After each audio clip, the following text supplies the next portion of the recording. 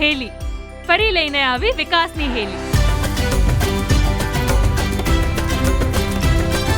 હવે વાત જ્યારે વિકાસની હોય ત્યારે મારો કચડો બારેમાસ હોય. રણની આ સૂકી અને અનપ્રોડક્ટિવ લેન્ડને બેસ્ટ લેન્ડ તરીકે યુટિલાઇઝ કરવાનો વિચાર એટલે આપણો આ હાઇબ્રિડ રિન્યુએબલ એનર્જી પાર્ક. આ વિસ્તારમાં પવનની સ્પીડ અને સનલાઇટની ઇન્ટેન્સિટી પણ વધારે, એટલે જ મેક્સિમમ એનર્જી પ્રોડક્શનના ગોલ સાથે તૈયાર થઈ રહ્યો છે આ hybrid energy park.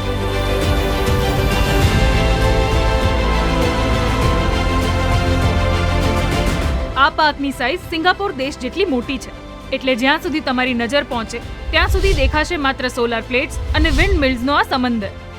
World's largest hybrid renewable energy પાર્કની એનર્જી પ્રોડક્શન કેપેસિટી છે 37 ગીગાવોટ, જે હાલના દેશના લાર્જેસ્ટ એનર્જી પાર્કથી 18 ગણી વધારે છે. ધેટ મીન્સ આપણું ગુજરાત હવે દેશના આશરે 3.5 કરોડ ઘરોમાં વીજળી આપશે.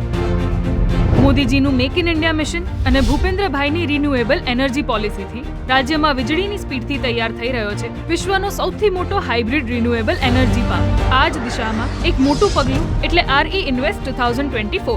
અહીંથી થયું સોલાર એન્ડ વિન્ડ સહિત એનર્જી પ્રોડક્શન ક્ષેત્રે 32.45 લાખ કરોડનું ઇન્વેસ્ટમેન્ટ, જેનાથી 82 લાખ લોકોને રોજગાર મળશે. તો હું હેલી ફરી લઈને આવીશ વિકાસની હેલી. વિકસિત ભારત, વિકસિત ગુજરાત.